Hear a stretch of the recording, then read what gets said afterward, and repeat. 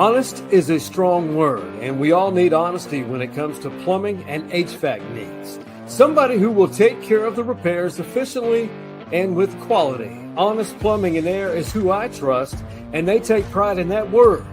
Honest Plumbing and Air, where a handshake still means something.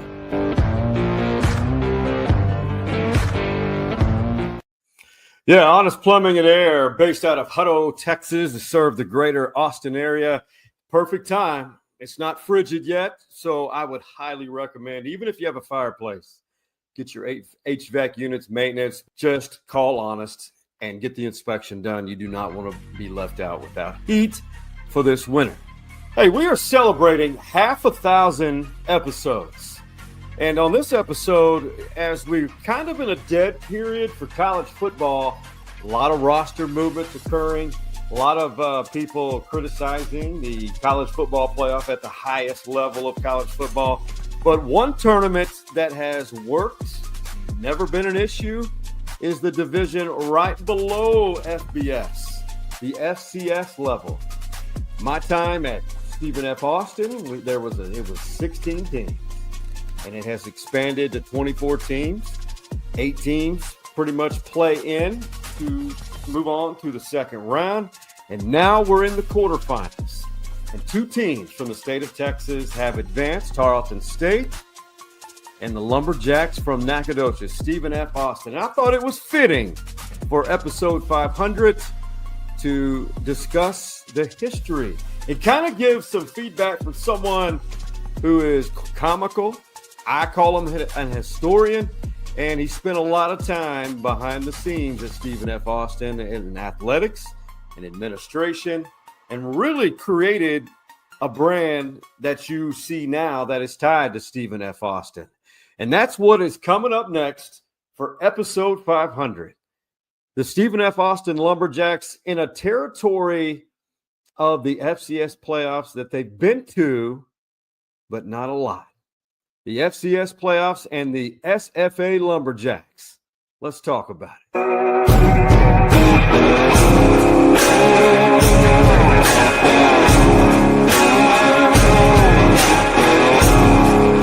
This was another team in the way, and we're ready for the next.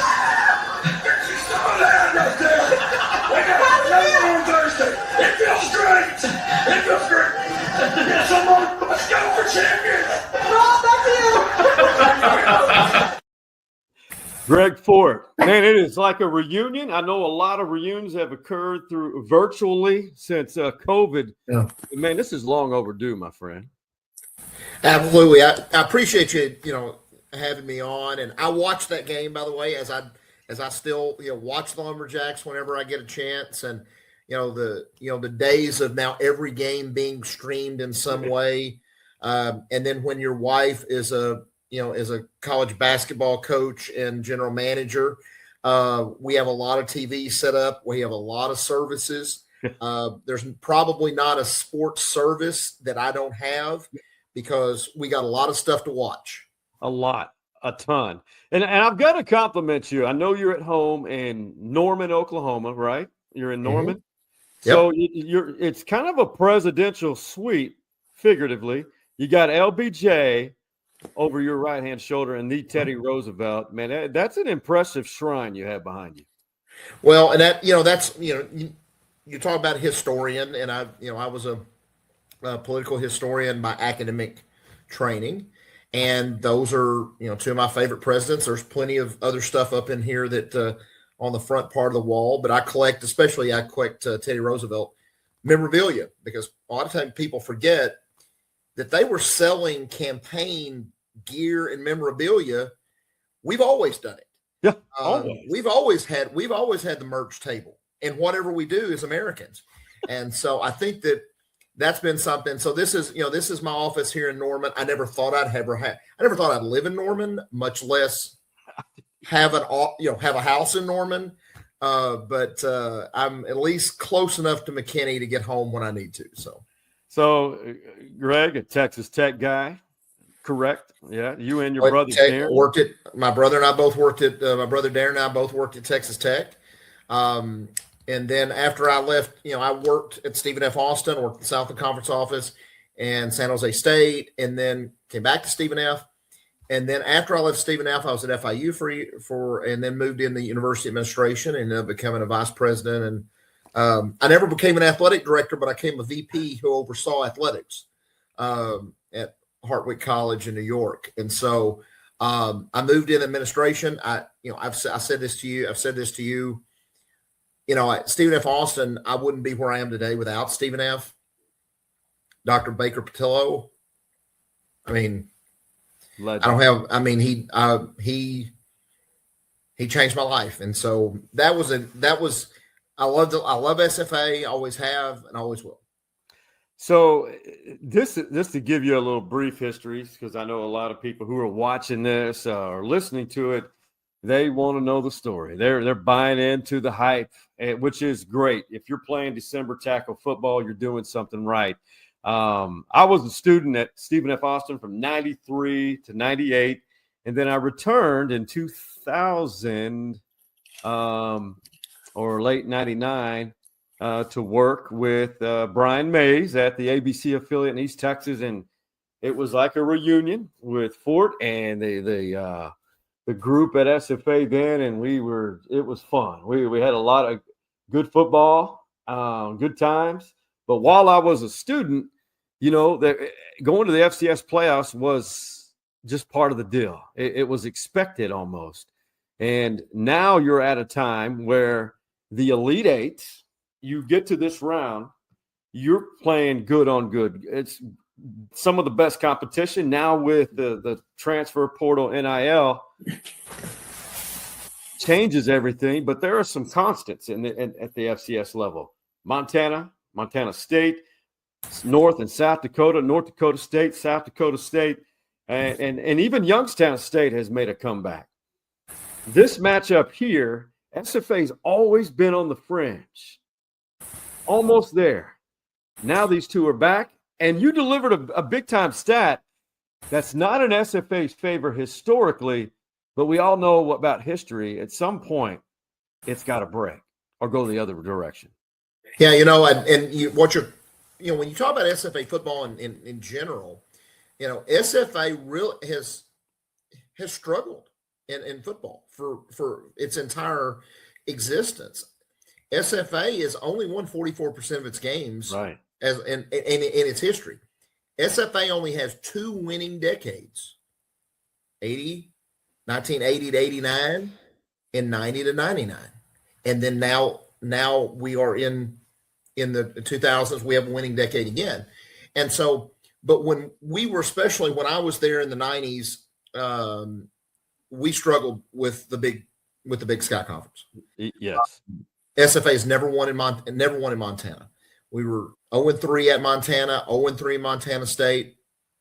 We've beat them. We beat Montana State at home, but never there. And so, but you go back, especially the older Big Sky, when Boise State was a member of the Big Sky, when Idaho was there the first time before they became Division I, and Reno, University of Nevada, Reno. Right. You just never, even in our greatest years, the 89 year, SFA lost, to Boise there. They did not beat. It was one of those things. Could not beat the Big Sky.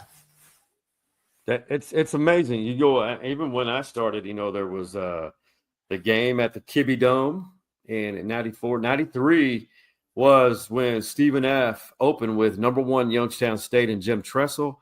Stephen F. whipped them that night, and I think suffered one of their losses in a great game against Idaho. I think 2 weeks later. That was on a Thursday night, and we were the only game in the country. And that was back in the days when, before ESPN and before streaming, we would go, and the conference had, they were only doing conference games, and they were doing conference games through what at that time, for the old people like me, HSE, which then became Prime, which then became Fox, which are regional sports network. Well, we ended up doing a couple of games ourselves. Because we were thinking a little bit differently. We were thinking more along the line of a 1A program, BCS in today's world. And that was what we wanted to do. And so we had different games. So that Idaho game, we did, and it was picked up by all those regional networks because there was no other TV game that night. So we called it a kickoff classic, and it was a tremendous game that night. And I mean, I'm trying to remember off the top of my head the score. 38-30, I think. 38-30. I think because we lost because we were driving again, which would then we would have had a chance to tie. So. Yeah, it's amazing when you look at it because all the big powerhouses of the 1AA now FCS level, almost all of them have come through Nacogdoches, played at Homer Bryce Stadium, and then you fast forward to now. There's these two programs this year, except Montana State has always kind of been in the shadow of Montana, but over the last 15, 20 years, the folks in Bowman have really flipped it. And it is a true rivalry, but Montana State and Stephen F. Austin started the year 0-2, and then both share 11-game win streaks. The common opponent, it's Cal Poly, and I don't remember the scores, but if I remember correctly, Stephen F. and Montana State both beat Cal Poly by similar margins, similar scores. Yeah, and I think, and also – you're right about about Montana State has always been overshadowed by Montana, but Montana, if I remember correctly, has won they won one of the initial 1AA titles, if I remember correctly, and back when it was we were just getting started when the split happened, right? But then Montana took over, and obviously, their run was historic. That 95 game, Stephen F. played in the national semifinals, the Final Four. God, the weather was very Montana-like. Tundra. And we had Stephen F. had all the speed and athleticism, future NFL players, and Montana took advantage of the climate that day. And it just didn't go in our favor. I don't think we were prepared for that level of cold. No, and I think we had come up. We beat App State with Dexter Coakley on the road. Yeah. It was, which was a huge win. And then during that 93, and this is one of the things about John Pierce when he came in 92, was we really went to this. We went to an offensive system. We were running a lot of things off of the sprint draw, a lot of stretch plays at that time. And we were one of the country's best running teams. And that was how we beat. We had in 93, we had 2,000-yard rushers. Curtis Looper, who's on the staff at Mizzou with Eli Drinkowitz and Leonard Harris. Doing a great job. And then Leonard was the feature back in 94 and 95. And so, but the game going to Montana, you're right. It was, we scored first, and James Ritchie quieted the crowd. They had not been scored on a first drive all year.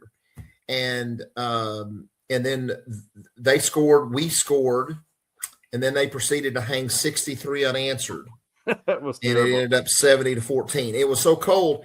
The entire crowd got up at halftime and went into the barn where the basketball is, and they had chili and beer, and then came back out, warmed up, and came back out. We didn't have that option. I remember that. I was working at Rita's that day, and it was just like that quick. Dave Dickinson or Dixon, whatever his name. Dave Dickinson. Yeah. Montana they won the national title that year, but it was just it was hard. I think they played Youngstown State. McNeese State was on the other side of the bracket.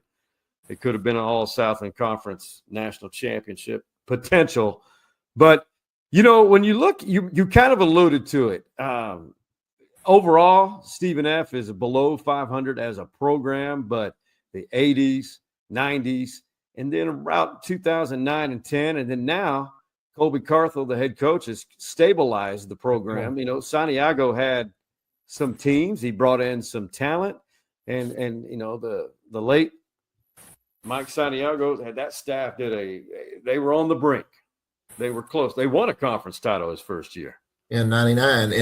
And also Sean, Mike Santiago is the only coach in SFA history not to have a losing season. That's amazing. And because even the great Jim Hess, who won 63% of his games, and literally the change in SFA football and the change in SFA for folks that don't really know that history, SFA, was NAIA and then Division II, and then with the old Gold Star Conference, and they made the decision to hire Jim Hess, who'd won a national championship at Angelo State, as the AD and head coach, and everything changed. And that's when the first real run happened in '88, losing in the playoffs. Got a first ever playoff win that year. Lost at Georgia Southern, and then the second, and then lost at Georgia Southern again in '89 for the national championship. So Jim Hess is the one that really changed SFA and put SFA on a football path that had never happened before. They lose to Georgia Southern back-to-back years, and then '89. That's what hooked me when I was in high school. Watched the Jacks in the national championship game playing Georgia Southern. Huge crowd in Statesboro, Georgia, and they lose to in the national title game, and it was nationally televised. And that you had a ton of greats on that team. The 80 and one of the other things that happened in '89, one of the great games in college football history actually happened in '89, was the first round game, because if you know about the SWAC and the MEAC and the historically the HBCU schools, they had not played in the playoffs, and now they had not traditionally played in the playoffs because Grambling and Southern had played the Bayou Classic. Right. And then Robinson, one of the great coaches in the history of college football, he realized he had a quarterback named Clemente Gordon, and he thought if there was any chance I could win a national championship, it would be '89. So they did not play the Bayou Classic against Southern and decided to play in the playoffs. Won the SWAC, got in the playoffs. Not realizing that they were going to lose 59-56 to Todd Hamill and one of the great offensive machines up to that time in 1AA.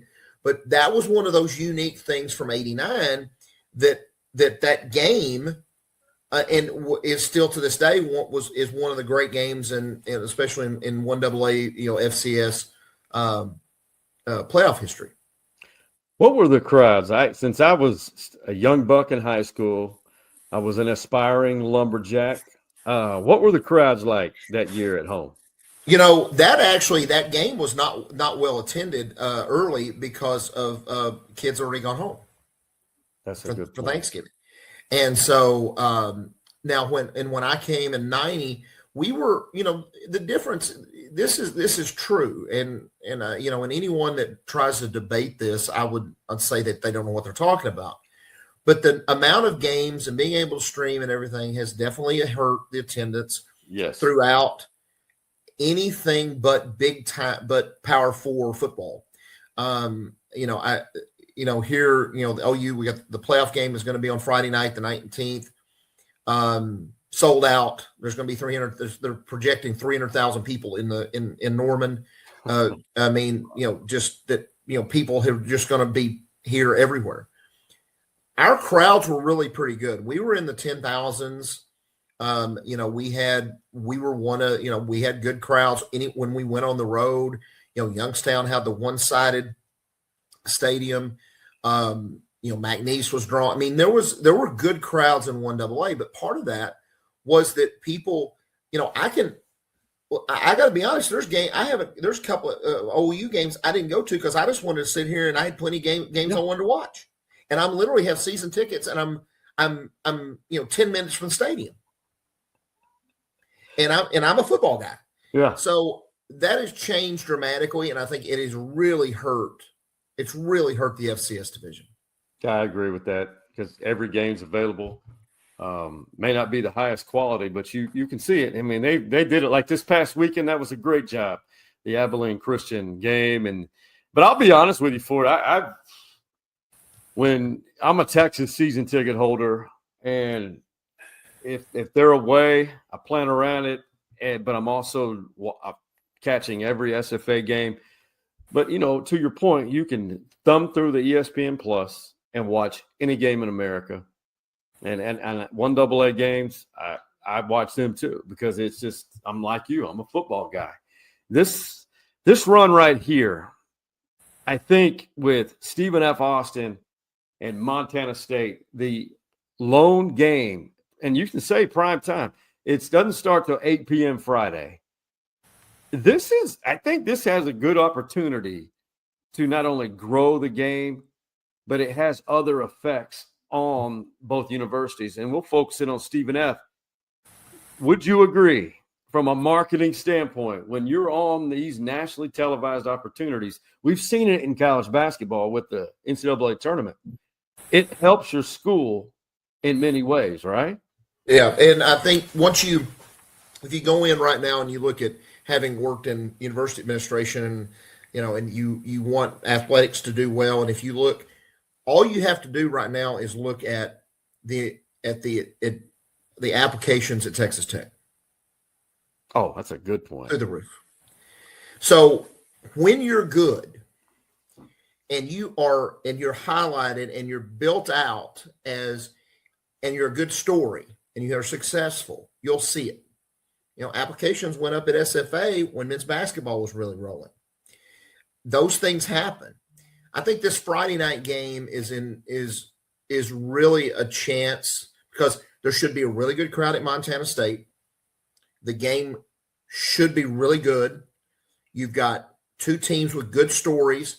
You've got all the stuff that happened at Montana State this past week at the end of that game. Then you've got an SFA coach who's bigger than life. Yeah. Who is scripted. I mean, that's Hollywood scripted. I mean, when he taught everything about him, and he's one of those people. ESPN should be jumping on this, and they probably will. There's just a lot going on right now. I mean, everybody's taking enough time to bash Notre Dame right now, so you're going to have to let that kind of dissipate over the next 24 hours. But I think there's going to be a lot. As long as the game is played, as long as the game is a good game, as long as there's not a blowout, either way, and I don't think there will be, that it's going to be good for both institutions. And it's a national. It's Big Sky Southland. It's got some history, and I think it could be really helpful. I see benefits. I don't see anything negative at all. And if you go to Vegas odds, Montana State's favored by 12. But here's what I'll say about that. Stephen F. Austin has absolutely nothing to lose. They are a fun team to watch. Both teams, Montana State's great. I give all the roses to Montana State for who they are as a program. They're physical. I mean, if you look at their roster, they got Texas kids on it. But after seeing Stephen F. a second time this year in person, they are extremely fun to watch. And it starts with Colby. The quarterback, Stan Vidlak, extremely talented. They've got a returner named Bug, who is extremely fast, elusive.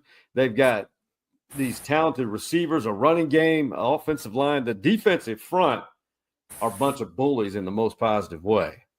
And I think you're starting to see a following. I would love to see the ratings on this Saturday and what it looks like. Before we continue, if you're ever in Austin, and if anybody watching, if you're trying to gear up for this SFA Montana State game or the CFP coming up, or this long list of bowl games, you've got to stay hydrated. You have to stay hydrated. And Essential. And in my mind, there's only one place to go to keep your hydration level up.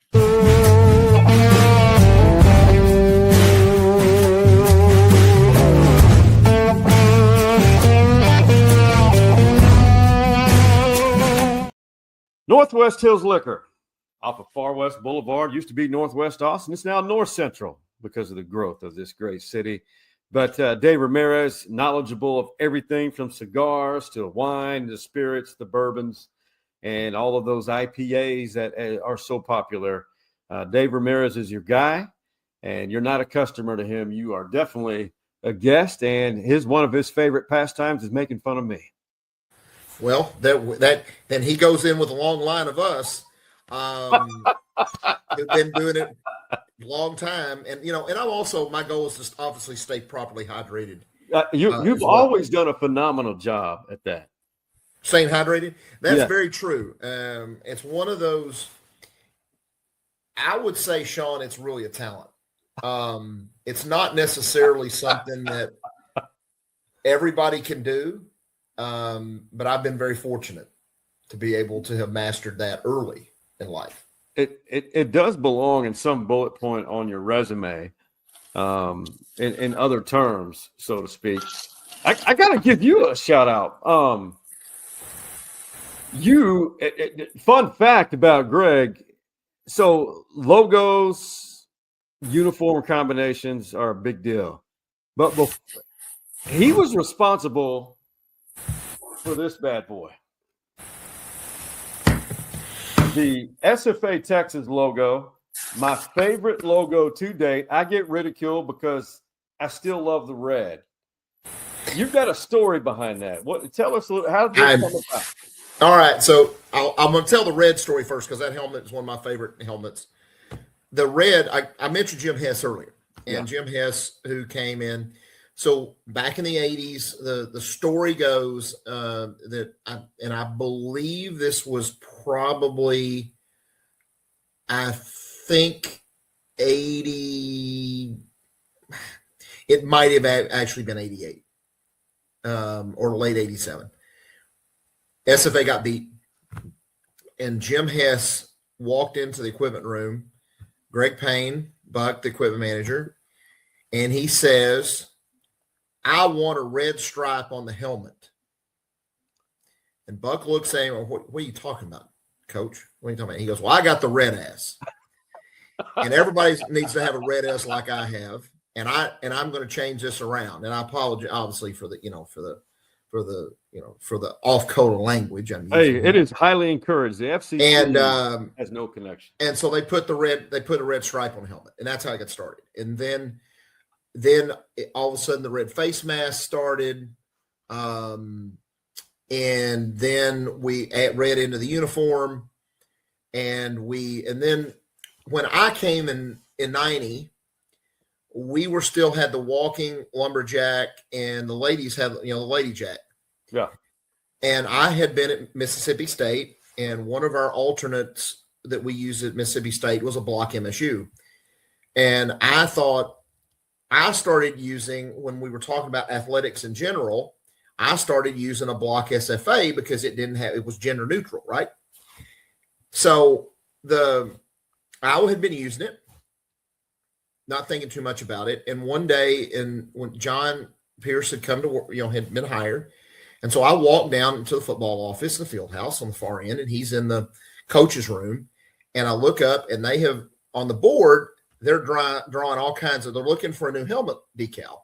And they have drawn some of the worst crap you have ever seen in your life on that board. But everything was the state of Texas, because John had been a high school coach, and his big deal was to make sure that Stephen F, that you knew it was Texas. So I went back down to my office on my old my Apple II with my PageMaker 3 program, and I said, this could be the chance, because the block SFA, I know he won't take the block SFA, but I'll lay it on Texas. So I did, and I printed it out, and I walked, and I stopped at Robert Hill's office, and I said, "Hey, John's got some really bad stuff going on down there for the helmet." I said, "So I did this," and Robert goes, "Yeah, it looks good." He goes, "But put a star where Nacogdoches is." And I said, "Sure." So I walked back down my office, and I laid a star on it, and then I walked it back down, and I said, "John, what about this?" I said, and John looked at it, and he goes, "That's it." So we put it on the helmet, and Greg painted. We put it on the football stuff, and then it became it became the athletic mark, because then the people forget that athletics at Stephen F. Austin was at one point in time a men's athletic department and a women's athletic department. And the women's AD was Sadie Allison, one of my favorite people that I ever worked with in my life.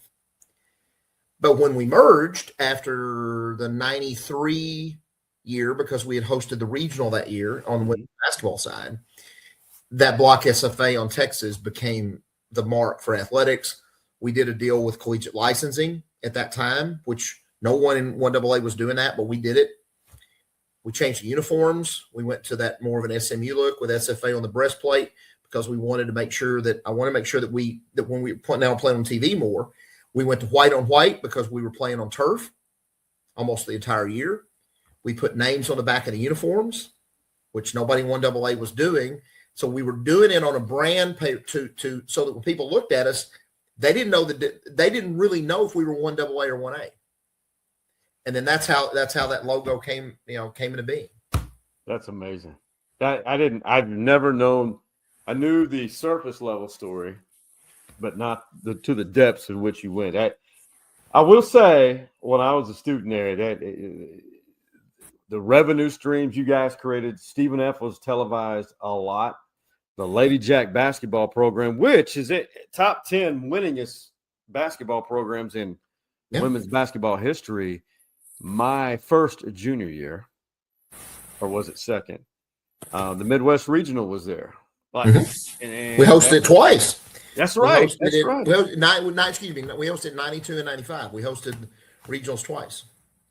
Texas Tech, Georgia. Stephen F. made it, and La Tech. I've never seen those types of crowds before. And Georgia was Sadia Roundtree. They got out of that regional to the Final Four and ended up winning the. Yeah, and the other regional, we had Jackie Stiles, one of the great players of all time from Missouri State. That was Vanderbilt, Missouri State, Louisiana Tech, and Stephen F. Austin. And Stephen F. almost beat Vanderbilt. We did. Had a chance. Had a real chance. That's amazing. And that's how my love for women's basketball, on top of growing up with the then Lady Longhorns in Austin, the Lady Jacks I grew very close to that program during my time, and then time in the media and with Fort here. Now, a very sensitive subject matter. ESPN and other networks. Why? What is so hard? We've been talking about this for almost a decade now. What is so difficult with changing it to SFA versus SF Austin? And before you answer, Colby Cartho, the football coach at Stephen F. Austin, had his take on what he thinks will happen Friday night on that ESPN primetime broadcast. For the standalone game on ESPN1, national television. Nobody else is on there. The only thing that's disappointing is I'm sure it'll say SF Austin. Yeah. Why we can't get that fixed? Not us, but ESPN. Come on, ESPN. Let's get it going. I mean, to be on ESPN all the time, it just says SF Austin. It should say SFA. He's not wrong. No. What's wrong with that? What is this? Well, arrogance? What are we doing here? No, I can give you a little bit of history on this. In 1990, I actually sent a letter to the NCAA. People also forget in the NCAA, we were originally we were SF Austin State. That's horrible. So because we had obviously come from D2 to D1, ESPN, nothing was where it is today. The internet didn't really exist yet. So wrote a letter to the NCAA asking them to change SF Austin to just Stephen F. Austin because it's actually less characters. And they did it. So they changed. So everything they did changed to just Stephen F. Austin. They got rid of the SF Austin State. So we thought we had won. So then we started, when we did the block SFA on Texas, we started getting more traction with SFA because the logo that then they had to use on graphics was just the SFA because we didn't give anything else. But what happened is we never could really stamp out the SF Austin because they just took the Stephen F. Austin and they just narrowed it down. So that was something that was always a fight, and I'm glad that Coach has elevated it once again. As I said, I mean you couldn't sound more like an SFA football coach if you wanted to. I mean, if you wanted to have somebody else, you couldn't do that. You couldn't sound that way. But that was the reason why we made that change. And then what we did next was, we continued to fight it.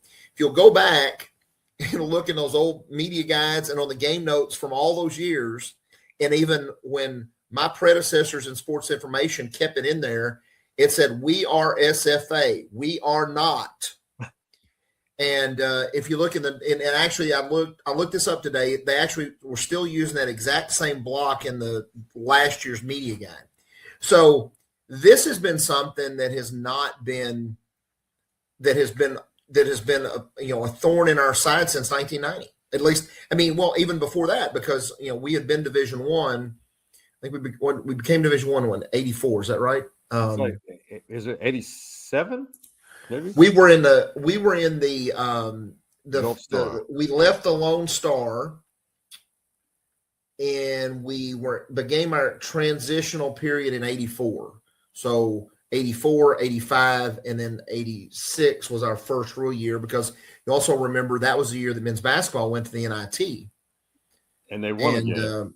And so because the Gulf Star Conference in that day didn't have an automatic bid because they were a new league, but they got into the NIT, and the SFA was the champion. That was Eric Rhodes, who I grew up with in McKinney. Kevin Hurley.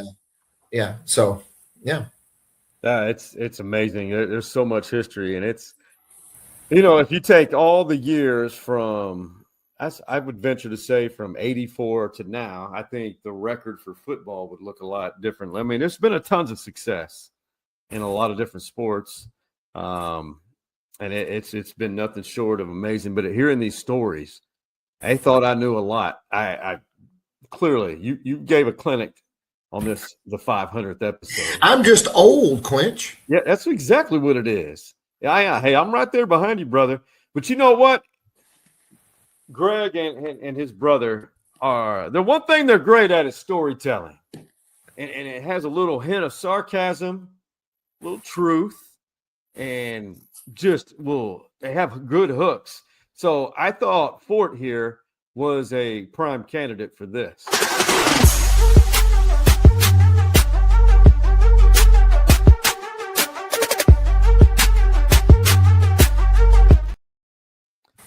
All right, G Money.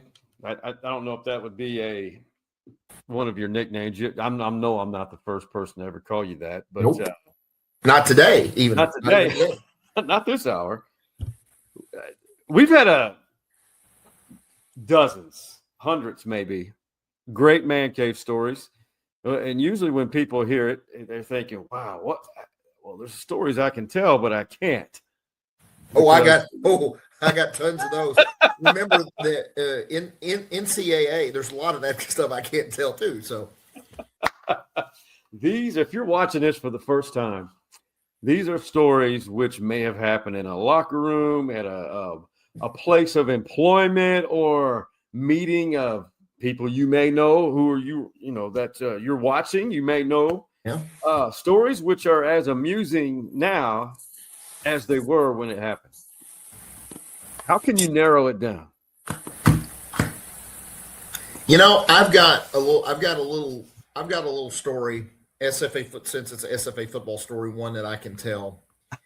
So John Pierce, John did a great job recruiting, especially his first 2 to 3 years. So we had signed a really good player from Central Texas, and we had basically at that time we were stealing kids from Houston. Yep. Houston and Louisiana Tech. You remember those days? We'd get those guys, the Joey Wileys of the world, and those kind of players that went on to the NFL and stuff. And this player went on the NFL, but he will remain nameless for this story. So we, at the time, which was different, you didn't talk to, kids weren't there all summer or anything like that. So you literally had reporting day. And so the football players would report. Well, the football players, said, okay, well, you need to report from between 10 to 5. So we were set up to get everything done. So they came in, they did this, the physicals, the whole, everybody ran through the gauntlet. They went back in, they got all the sizing done, everything like that. Because like I said, these student athletes weren't there during the summer. So we were sitting there and everybody was there. Everybody. We had signed, I think, 24 players that year, and we had 23 of them. One of them had showed. Well, the one that hadn't showed was somebody we signed from 1A. Well, they could still have not shown up and gone to another school. Okay? Because with the NIL, even the national letters and stuff, we were nervous. Okay, so now everybody was there like before noon. It's 1 o'clock, 2 o'clock, 3 o'clock. Pierce sends Greg Knox back there to call the house. No answer. We're not talking about cell phones in this day and age. Nothing. Rotary. Cat has not shown up. And John is now panicked. We're all still sitting there. The doctors are there and everybody's still there. I mean, no one has been able to go home. We look up, and the car at 10 minutes to 5, at 4:50, he walks in with his family. We said 10 to 5. He showed up at 4:50 on the dot. He and his family had been driving around Nacogdoches for 4 hours. Half hours. Because he had been told to be there 10 to 5. He took it literally 4:50. Walked in and literally walked into the field house at 4:50. Hey, he made the window. Oh, listen, I mean, and because I thought about the story when you're talking about players and all that, because I've got a lot of different type stories than that, but that's a very nice, clean story for your podcast that won't get you blocked on the YouTubes or anything like that. Yeah. Hey, I'm always teetering on the edge of getting canceled with some of the things we discuss on here. I can imagine. Like I said, I got a couple things that could get you canceled. Sure, absolutely. I could. I think that in all, we had during that time we had a lot of really good kids. A lot of really good.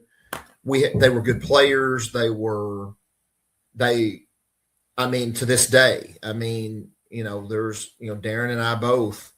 There's still Derek Blaylock's son. Torrey plays at Oklahoma, and has had a really good freshman year, and so I mean, you never know who's going to pop up or who you're going to see or whatever like that. So I mean, it was a really good time then. Really good time. I walked in at the right time, between you, Rob Myers, your brother, Robert Hill. A lot of character. I mean, the list is going. I mean, Pierce's staff. My God, John Pierce. You had Gene Chizik there as a DC linebacker coach. Chip Davis. You had and Robert Greg Walker, Knox, also Robert McFarland. I love Arlington Nunn. All of that group.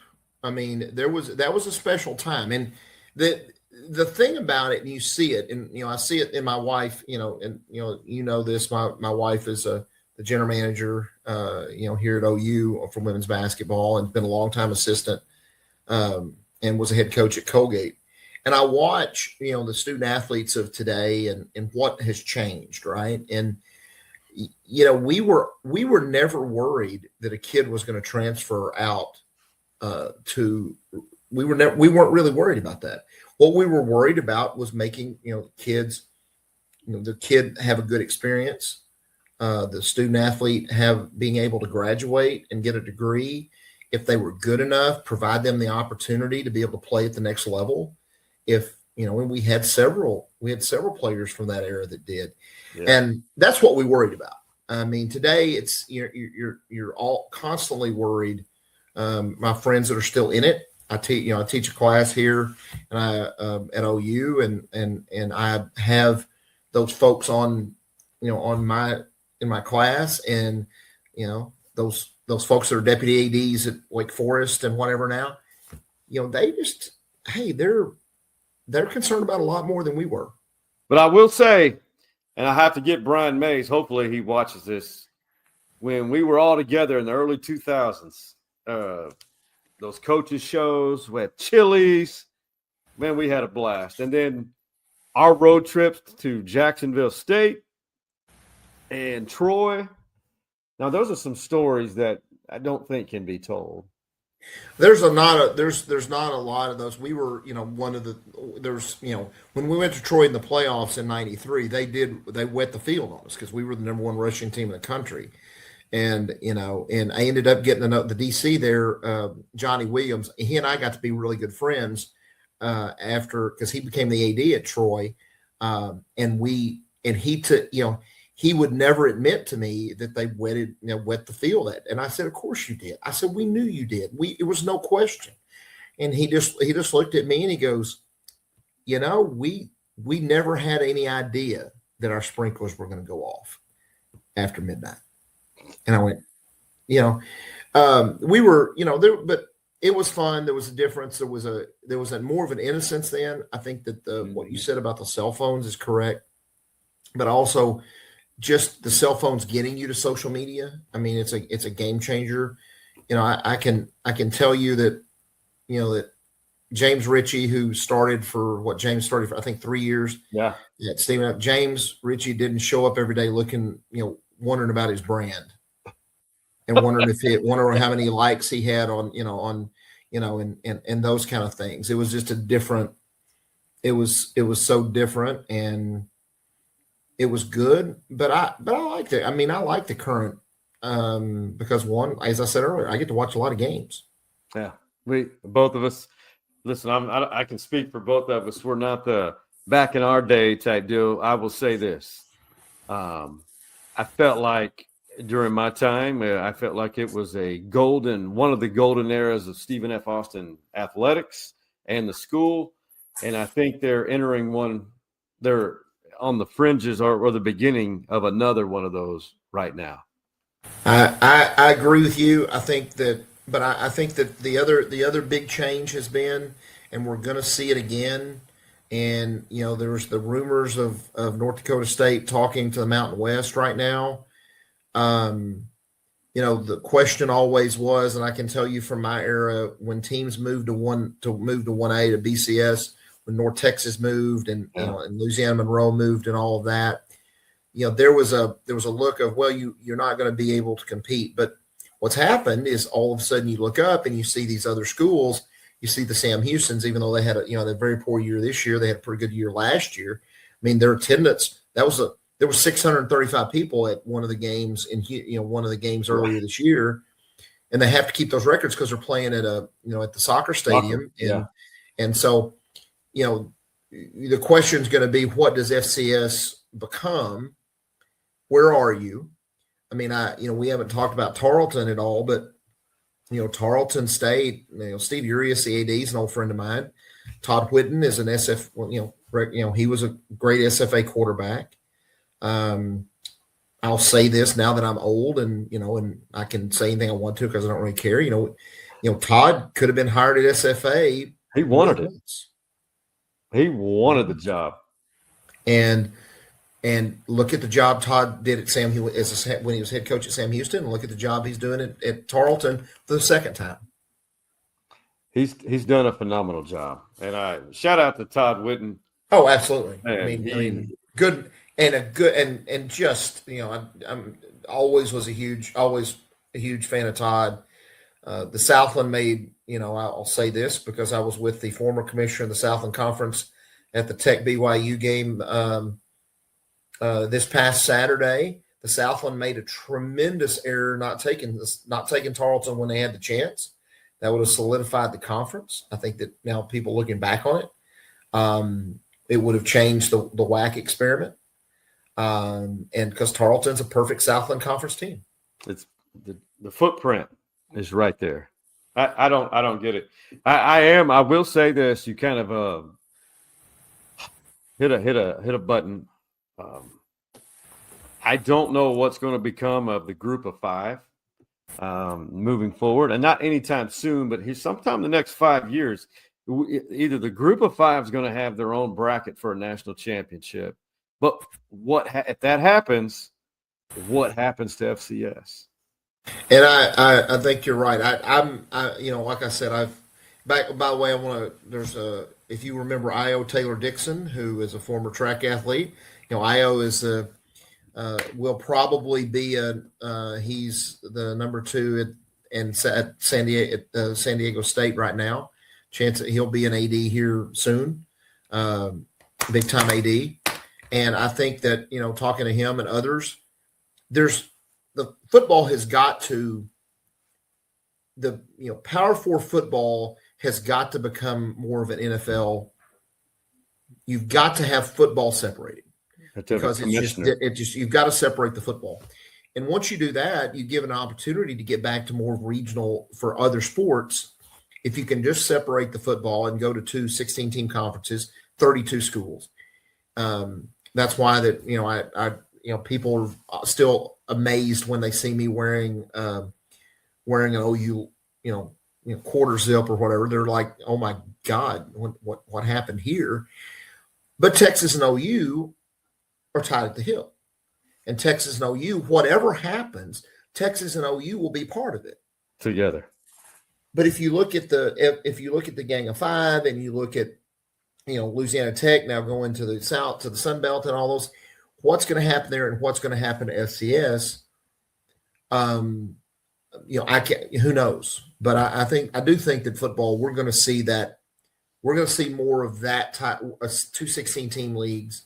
And we've always talked about that could happen. For a while, and it's happening. I just did not expect geography to not be a part of the equation for the conference. Listen, there's the old adage that defense travels in football. Well, I think we can change it to this: green travels, cash, money, travels. Johnny Manziel did it best. And there's a great clip I saw today, and I'm going to send it to you for your next week's show, because I think that it's Eddie Robinson talking about the future of college football. And if anyone ever was as prophetic as Eddie was in that clip, I haven't seen it. And I think that it's good for all of us that care and love the game to be able to see those kind of things and hear those kind of things, that there were people thinking about this 10, 15, 20, 25, 30 years ago. Eddie Robinson, we were talking about Teddy Roosevelt would be on my top 5 list, sitting at a dinner table and have an old fashioned with. V.A. Robinson is on that list. I can't believe I never had an opportunity to meet him, and I regret it. Well, the Teddy Roosevelt thing, just so you know, there's a great story about Roosevelt.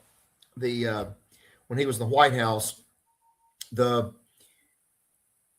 ambassador from Great Britain, from the Court of St. James, as they're called, shows up to hand him his official papers. They open the door of the office. He puts his arm around him. They walk in. 45 minutes later, Roosevelt walks him out. And they said, "Oh my goodness, you had 45." They asked the ambassador, "You just had 45 minutes with Roosevelt. How did it? What did you say to him to talk 45 minutes?" He goes, "I said hello." and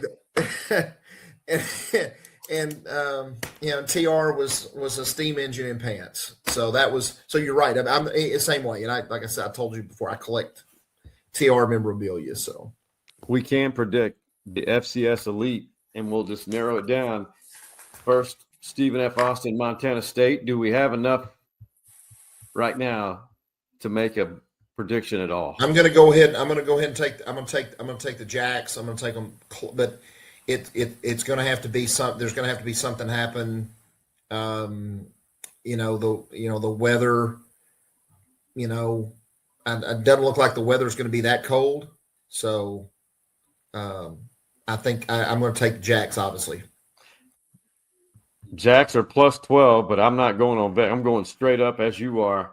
I'm going to take the money line on the Jacks. I think the Jacks create some turnovers. I feel like this team, I feel like Montana State's national championship good.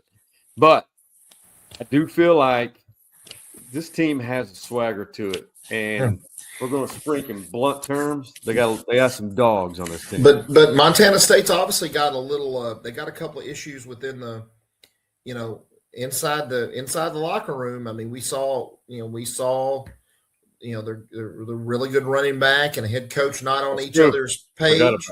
So you never know what's going to happen. What can happen, early in the game that can cause a lot of different, that you never know. This Lumberjack team, seen it twice now, and I confirmed it this time. And I know winning just shadows camouflage a lot, but this isn't nothing to camouflage. That is a very tight team in Nacogdoches, and they're having a lot of fun, and they can beat you in many ways. I want to take the Jacks in a 34-30. Yeah, I think you're close. I think it will be a little more high scoring, but I also think, this is a chance where create a couple turnovers as they did against Abilene Christian. So I think that the defense going to have to create a couple turnovers, and that'll be the difference. And I tell you what, it would be amazing if Tarleton State could handle business, and it would in 2 weeks or whenever the national championship is in Nashville for Tarleton, Stephen F. Austin national title. It'd be great. And by the way, I will definitely take Tarleton over Villanova. Just FYI, I'll take that. I will take the Texans. And we got to see what Montana can do if they can be defeated at home in beautiful Missoula. I'll take once again, the weather's not going to be below freezing, or at least it doesn't look like it. South Dakota is a dome team. They play in the dome. Just some good nuggets, brother. And so I'm going to take the Grizz at home. Because I do think that they're the 3 seed and Tarleton's a 4 seed, and then because it's going to have to go through Missoula, and so Todd and the Texans would have to go there to win to get to Nashville. And that late in the year could be brutal weather-wise. Could be brutal, and then I think the fascinating game is obviously Illinois State, who with the big upset over North Dakota State, they're at UC Davis.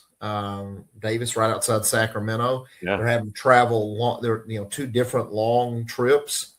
But I saw them. OU. We opened with Illinois. Oh, that's State. right. You guys opened with them. And I thought they were pretty decent. And they played us with a healthy John Mateer. And so, by the way, did you notice the us? You said us. I know I did. You're part of the Sooner Nation now. I am part of Sooner Nation, and so it's going to be hard. But I'm going to take Illinois State. I'm going to take Illinois State because Illinois State, if SFA wins, SFA gets a home game. That it'll be the national Final Four. The right to go to the national championship game will be played back at Homer Bryce in Nacogdoches. Hey. This will be a hell of a storybook if this happens, but this has been a great year already. Montana State, Stephen F., both 11-game win streak, and we got a great lesson tonight on the modern history of SFA football with my guy, Gregg Fort, man. I have missed being around you guys and some of the great times we had in those 90s and early 2000s. I got to see your guy, Steve Westbrook, at 50-yard line last week. Well, and Dana Reed was actually here at OU, came into a game. She has really good friends here in Norman, and she She came up and we had lunch, and she hung out at the game with me. And she's a big fan of Nikki and Jenny Bronchecker, the head coach. Yeah. And Jenny and Nikki have been together for they've known each other for 20 years, and they were together at Drake, and then here in Oklahoma.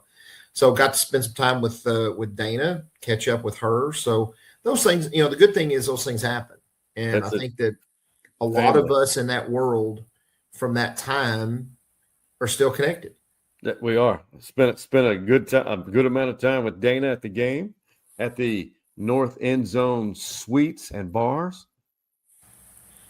Yeah, I trust me. I spent some time with Dana at Land Run, not too far from our house, and but now it was, and she, it was great to sit with her and watch basketball and catch up, and she caught me up on a lot of stuff. So she's awesome. I love she and Steve, and we've had a good time. But you know what? All those people we've mentioned in this whole podcast, and I know this is biased, people know me, but it had to be done.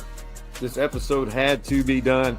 The one thing to label it, it's the SFA family for life. Anytime you get an opportunity to hang out with the Gregg Fort, talk SFA football, you know what? It's always good. See you, bud.